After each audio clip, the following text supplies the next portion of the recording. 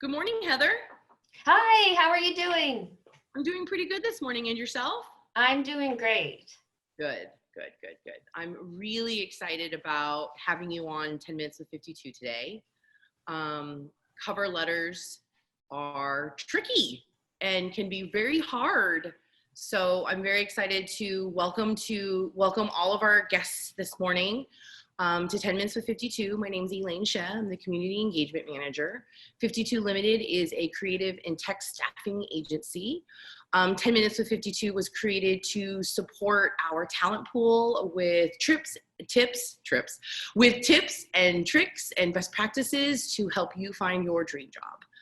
Today we have Heather McBride, who's had over 25 years of experience in this space. She is the founder and senior resume writer at InClarity 360. And today she'll be sharing with us a formula to help us write the best cover letter we can write. Heather, thank you so much for joining us today. Thank you. Thank you so much for having me. I've been looking forward to this. So I should just go right into it, right? Yes, I will say if folks, you have questions, please feel free to put them in the chat or in the QA box. And you might want to get a piece of paper and a pen. Heather's going to give us a formula of sorts to help us write that wonderful cover letter. Okay. All right. So this is something that I've been fine-tuning over the years, watching hiring leaders respond to the resumes that I give them, and across the nation. And I've been, like I said, I've been fine-tuning, and I wanted to share it with you today. So I'm going to go to the next slide here. What we're going to talk about is that big question that I always hear: do they really read it? Relevant highlights, how to change the discussion with your documents when you're in the interview, and the cover letter template. So let's see here. This formula has been very effective for my clients, and I get a lot of feedback from it. It's fairly simple, and it addresses the employer's needs and how you meet the needs. So let's go to the next one. I want to say, first of all, that your resume and your cover letter is not about being humble. It's not the time to be humble. It's the time for you to brag, because nobody else is going to do it for you. And you're up against competition.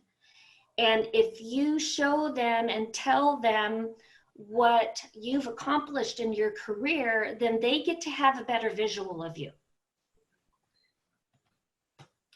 The question about, yes, they do read it. And even if they don't, why would you want to take the chance about it? I'm going to move this little box. Hold on a second. I have to move the box to see the text. So it gives you the opportunity to show you have communication skills, that you know how to write. It reflects your interest and enthusiasm for the job. They want to know that you really care about their company and the job that you're applying for. It is also an opportunity for you to eliminate some concerns and red flags that may be in your resume. Maybe there's gaps of employment. Maybe you're changing jobs. Maybe there's something in your resume that you know will be a question. So you can handle that in the cover letter. It also is a chance for you to highlight specific accomplishments that you've accomplished in your career that's relevant to the company needs. And the word relevant is really, really important. I see a lot of cover letters when I'm editing them that have information that the employer doesn't really care about. So you want to make it really relevant so that you ensure more that they will read it. Also, I'd like to say that, you know, when I would get down to the 2 or 3 top candidates, maybe because I had so many that I only read the resume when I was doing my sourcing. But when I got to the top 2 or 3 candidates, I would go back and look at the cover letter, because that's the time that I could spend more one-on-one with your documents. So I wanted to reiterate how important the cover letter is. Again, make everything on your cover letter relevant. It's like, if that's the only thing you get from this presentation relevancy is key. You don't want to lose them. You don't want them to get reader fatigue halfway through your cover letter that they don't even get to your resume. They want to see what they care about. So let's see here. The sections of the cover letter. There's 5 sections that I want to go over, and then I'm going to go over each one with a specific sample. And let me check here. This particular cover letter was donated by somebody that I taught the formula to, that got the interview with a highly competitive university. And you know, there's hundreds of people applying for jobs at this university, and she got the interview. So I thought I wanted to thank her for sharing her sample with us.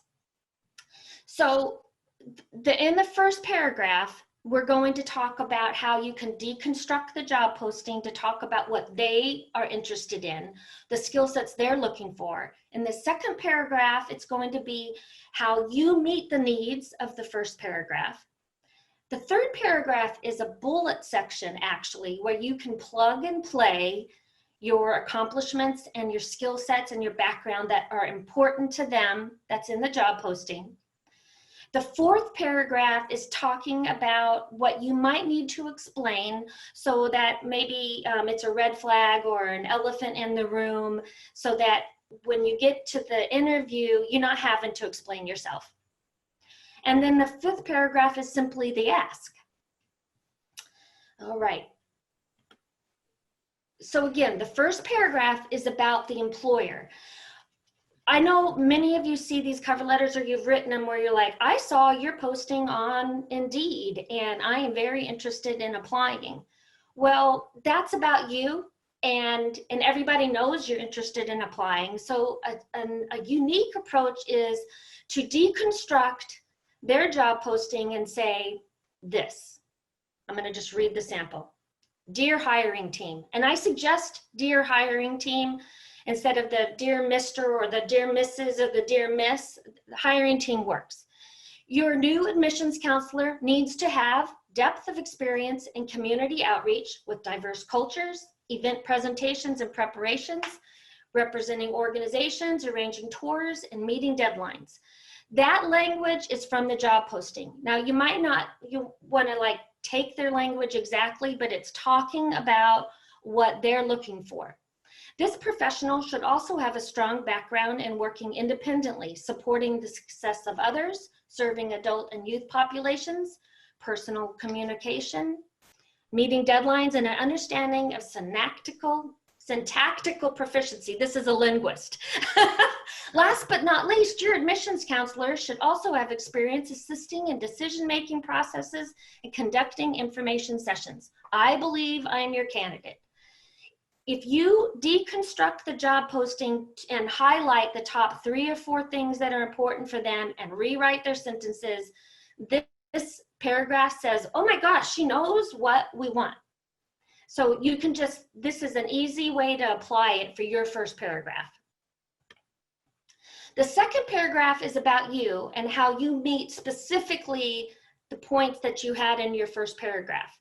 They can be qualitative, quantitative, they can be years of experience, they can be, you know, a little summarization even from your resume. Don't be afraid to hijack language from your resume. Redundancy is okay with the cover letter. So here's the sample for the second paragraph.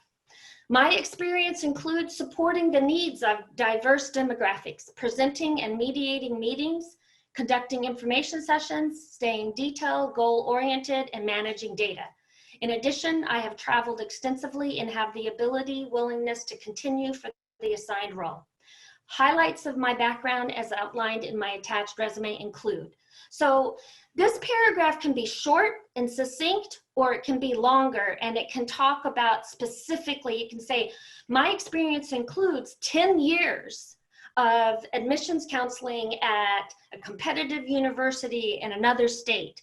It can talk about, I've led teams. It can talk about, for sales, it can talk about quantitative percentages or dollars. It can talk about anything that you want that just kind of highlights the first paragraph. So then we go to the bullet point section that I call plug and play. That's the third paragraph. And it's about relevant highlights, and you can hijack sentences and bullet points from your resume. You can reword it, or you can use the exact same language. It all depends. If you're short on time, hijack it exactly, put it in the bullet points. So this particular sample, she's doing more qualitative bullet points because she doesn't have admissions counseling experience, and it's all about interpersonal and diversity and working with different cultures and being organized. So these are her bullet points. She's planning and organizing data. She's working with diverse populations. She's meeting quick deadlines. She's a proactive networker that can work with both youth and adults. And she's motivated to achieve success at organizational level and advance other people's goals. So these are things that she intuitively believes or knows from her own experience working with counselors in university. But I want to say here that this is where you can also put quantitative results.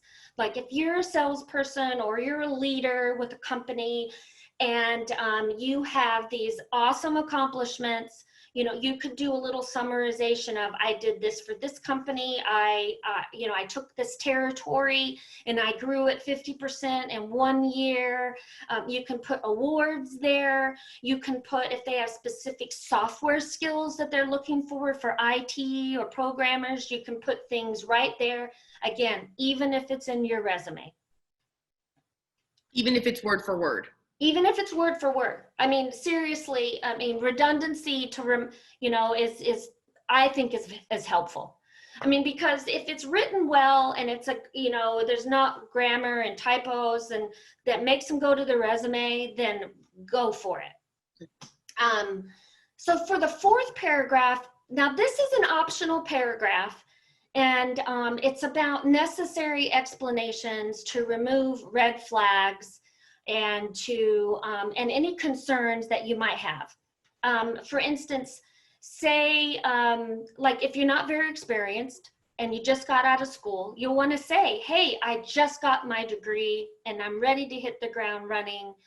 And, or maybe you went on a sabbatical, maybe, this is the big one for this year, layoffs, and it's COVID related.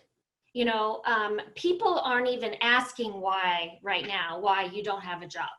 So you can even say, I loved my job, but unfortunately, due to the impact of COVID on the economy, they had to lay off 20% of our company. This isn't the time, and this is, I'm going to hold off on what I was just going to say. Let's go to an example. After I obtained my degree, I thought it would be a great experience to teach English as a second language in Spain to gain exposure to another language and culture. I believe the experience I gained has enhanced my ability to work one-on-one with students from around the world. So she was out of school for a while and wanting to get back into university, and she explained why there was a gap in her employment. Now, one of the things that some people will put on their cover letter is if they had an illness, family medical leave, and that unfortunately is a red flag for human resources people. They're worried that the illness may be continued or whatever, but what you can say is, even if it's you just say, a family member had an illness, but I'm ready, that's resolved and I'm ready to hit the ground running again. But don't say it was you. It's not their business. Mm-hmm. And that's where I come to this. The cover letter, resume, and interview are not a confessional. It's not the time to get in the little booth with the priest and tell everything because you want to be honest. I say to people, the employers aren't going to tell you about the punk in the cubicle next to where you're going to be sitting that's been running people off. This is a time for you to figure out how you can put a positive spin on anything. And so that's why I'm like, being honest is important, but it's not about putting it all out there so that before the interview, you don't have to worry about talking about it. I think that it's a fear-based decision to put things that are personal in cover letters that will be considered a red flag. Okay, so the 5th paragraph is simply about asking for the interview, and you don't have to get all creative with it. You can just say something like this. Based on the experience and background outlined above and in my resume, I submit myself as a candidate for the admissions counselor. I can be reached at, or for a telephone or in person, or you can say in Zoom now. I look forward to sharing how my background can support the success of student recruitment and admissions counseling for the university. So what you're saying with that last sentence is, I still care about you, employer. I want to be part of your team. I want to support you, rather than I'm going to be the best candidate that you've ever had kind of language. It's, you take it back to them. So let's see here. So a very important point that I wanted to talk about, and not so much about cover letters, but just your overall marketing documents, because that's what they are. The cover letter and resume are about getting the interview. The interview is about getting the job. So I have a lot of people call me and say, I need help on my resume and my cover letter because I'm not getting job offers. And I'll say, are you getting interviews? And they'll say, yes. Well, a lot of them will say yes. I'm like, well, how many? I'll go deeper with them. How many interviews? I'm getting a lot of interviews. I'm just not getting the offer. And I say, it's not your documents. If you're getting the interviews, it's something about what's happening inside the interview. So I want to take it back to the cover letter. If you put in your cover letter something personal that's a red flag that you haven't addressed in a way that neutralizes it, in the interview, you set yourself up for explaining things rather than let's talk about my skills and how I'm going to fit into this team. So you can use that cover letter to neutralize concerns and refocus them. So sometimes in the interview, that's what's happening. You've given them too much information and now they're trying to pick you apart to make sure that their concerns are taken care of. Let's keep them focused on your skills, your experience, and what you have to offer them. Which, friends, we'll do another session, another 10 minutes with 52 on interviewing before the end of the year. So no worries. Oh, awesome. So I put this slide in here because Elaine, I put this slide in here because I thought maybe we'd be handling this a little differently, but Elaine will send you the Word doc or docx of the sample that I just outlined, but I'll have it in just a regular Word format for you so that you will have the formula sample cover letter, but you can contact Elaine if you want to get that. But I want to say one more thing before I take some questions, and that is the tip of the day. I thought about this morning and I added it. A lot of times, because of what we're doing with technology, people will attach their cover letter and their resume and then type a separate email. Copy and paste your cover letter into the email. That way you don't have to come up with another form of communication, and you have a better chance of them reading your cover letter because it's the email text. And you wouldn't have the header or whatever. You would just say, dear hiring team, and put that cover letter in there. And also when you're applying online, sometimes it doesn't allow you to upload the cover letter, but it's got a note box and you can copy and paste that in there too, instead of coming up with another form of communication. So I just wanted to add that because I found that to be very helpful for people. What would you suggest as like the subject line? Maybe a reference to the title or requisition number when you're sending that email? What I do is I say Heather McBride, Human Resources Director candidate.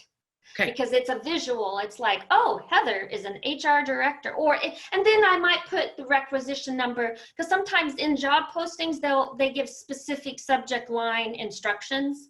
But if they don't, that's a real good way of putting in their mind, this person is an HR director or this person is a sales executive.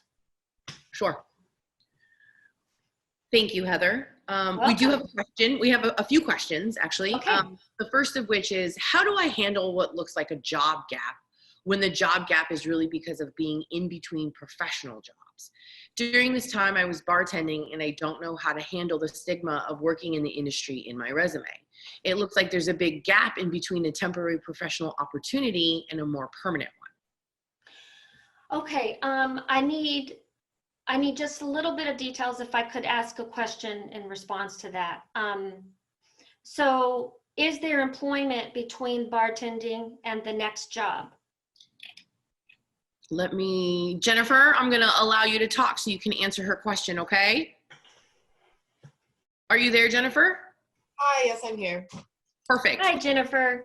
Hi, thanks so much for answering my question. Yes, Yeah. I was bartending during that whole time. Okay, you were bartending during that whole time. When did you leave bartending? I left bartending almost 2 years ago. This is like a gap from, let's say, like the summer of 2018 to, I guess, the fall, or I'm trying to think, December. Did you start another job? Yes, I was, well, actually what happened is I moved from Georgia to Oregon. Uh-huh.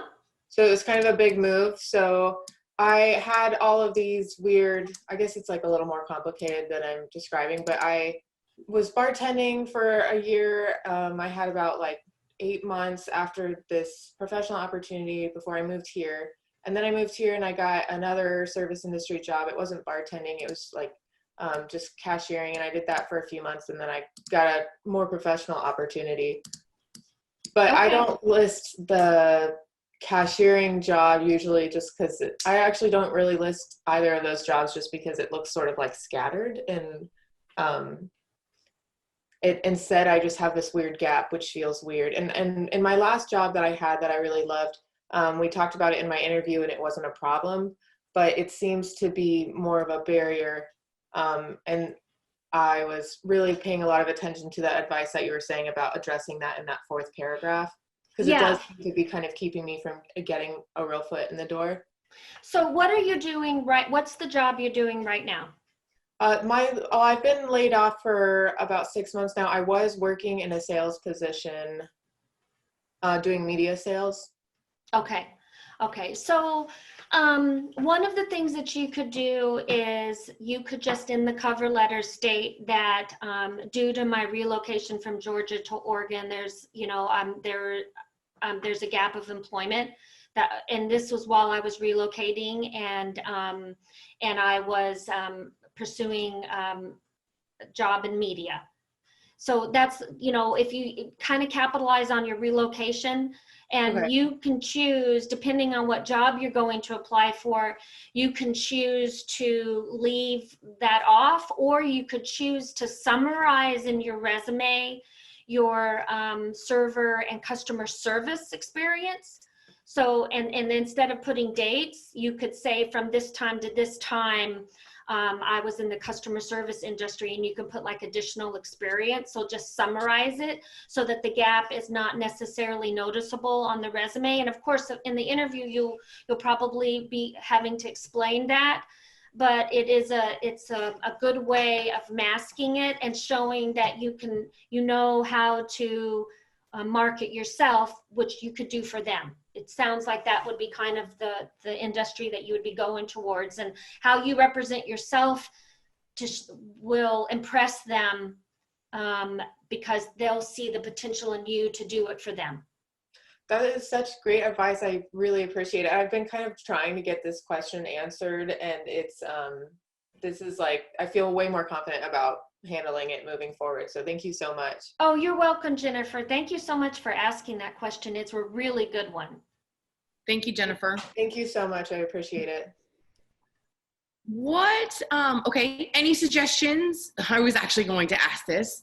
So thank you, Tommy. Any suggestions on how to address going from a stay-at-home dad for 3 years and getting back into the workforce? Or tangentially, for those, who take a maternity leave or who, decide to, be the working parent that stays at home with children, how do you explain that gap? It feels like you shouldn't have to justify it because anybody who knows what it's like to be at home with children knows that's a full-time job in and of itself. But a lot of employers look at that gap and think negatively about it or have, preconceived notions. What's your advice for that, Heather? Well, a lot of times when I'm going to talk about on multiple levels. A lot of times when I work with someone that's a homemaker or a stay-at-home father, there are other things they've been doing while they've been taking care of their kiddos. So I'll try to find if there's any volunteer work that they've been doing, any personal like hobbies that usually somebody has something that we could capitalize on to fill that 3-year gap. If not, then what you do is you just really make a solid argument in your resume and in your cover letter about what your skill sets were before. If you can manage it, you could sign up for some courses that improve those skill sets, and then you can add them to your resume.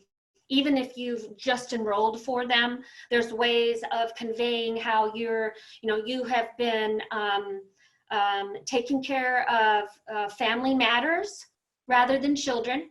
You can say, I've been taking care of family matters for the last 3 years as a sabbatical. And I'm now, I've enrolled for these courses just to fine tune my skill sets.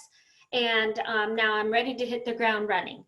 So just taking it away from saying I've been an at-home dad for 3 years taking care of the kiddos. I can't, it's really hard to not find something that you've been doing that you could say, this is what I've, fill the gap.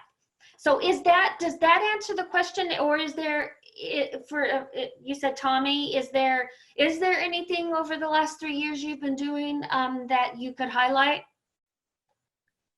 Tommy, I just unmuted you if you would like to share. Yeah, so I've been doing some contract work, but not that much in the 3 years. So I'll try to pull that into it. Okay, Yeah. so I like the idea of using the word sabbatical. Right, so sabbatical, but here's the thing. If you've been doing some contract work, all you have to do is give yourself a title, say, summarize the contract work that you've been doing, and put the 3 years, because they don't need to know that it was part-time, it was intermittent. When you're in the interview, you can share with them that it was, intermittent contract work while you were taking care of family matters, but it's not there. You don't have to be detailed. It's not a confessional again. So does that make sense, Tommy? Yeah, that's very helpful. Thank you very much. You're welcome. Thank you for the question, Tommy. I think it's a great question. Lots of people have gaps in their resume due to personal, family, children, all of those things. And it shouldn't be an issue, but it is. Yeah, you're right. It shouldn't be an issue, but it does red flag some employers. Mm-hmm. I know we're a little over time, but I have 2 questions that I think would be just great for people to know. The resume, sometimes people feel like the cover letter is an opportunity to kind of showcase your personality, or depending on the creative role, how they differentiate from how you can use your creative acumen. Is a cover letter the time to be cute, to be funny? Does it land well? Is it appropriate? What are your thoughts on that? If you're, signing up for, a stand-up comedian, you could, that's an appropriate time. If you're in the movie industry or you're in some, and it's a theatrical, I could see that.